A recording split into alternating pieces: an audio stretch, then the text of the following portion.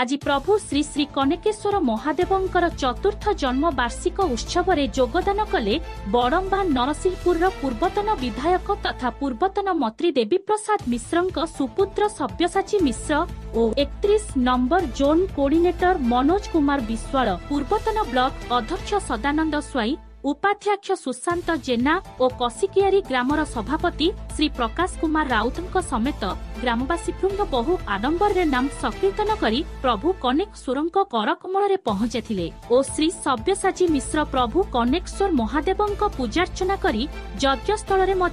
पूजा अर्चना करथिले और तांको सहित 31 नंबर जोनर बहु सभारू जोग देइथिले। बड़म्बा कटकरू विक्रम सेठ रिपोर्ट श्रीक्षेत्र न्यूज।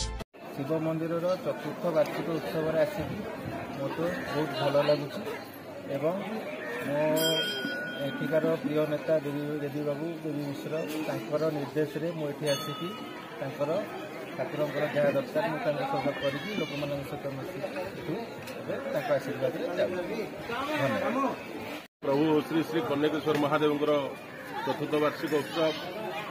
आम अंचल बरण्य ठाकुर कसिकियारी ग्राम पंचायत समस्त ग्रामवासी इष्ट देवता आज वार्षिक उत्सव हो समस्त ग्रामवासी आम वृद्ध बनिका समस्ते खुशी आज प्रभु पाखे समर्पित भाव रखिंट और यही अवसर में आम अंचल प्रिय नेता मंदिर प्राण प्रतिष्ठाता श्री देवी प्रसाद मिश्र आज पहुंचार कथा जेहेतु आम माननीय पूर्वतन मुख्यमंत्री श्री नवीन पट्टनायक स्वास्थ्यगत चिकित्सा से बंद जाइए सहित देखा जाती तेणु राज्यर ज्येष्ठ पुत्र सब्यसाची मिश्र पठाई आम मैंने समस्त ग्रामवासी और आमर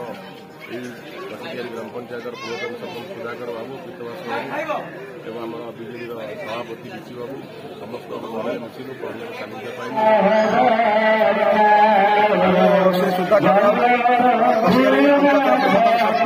कसिकियारी ग्राम बासिंदा 5 वर्ष धरी बाबा कनकेश्वर चलती बाबा कनकेश्वर आशीर्वाद आज आम गाँ बहुत सुख शांति चली आज आम ग्राम अनेक पिला ये ठाकुर मुनिया प्रणाम कर डॉक्टर पाठ पढ़ले ये बहुत लोग अपुत्रिक पुत्रदान पाइले और कन्यादान भी पाई देवदेव श्री महादेव कनकेश्वर बाबांकर चतुर्थ वार्षिक उत्सव गतता 2021 मसीहा 7 तारिख दिन मंदिर प्रतिष्ठा होते प्रभु ये विराजमान करते तेणुक यही कार्यक्रम टी आम महासमर समस्त ग्रामवासी पालन करुँ संकीर्तन मंडली सह अतिथि मान डकाडी कर आम धूमधाम महाआडंबर पालन करुँ कलश यात्रा करुँ जो दिन आम प्रतिष्ठा होती प्रभु कनकेश्वर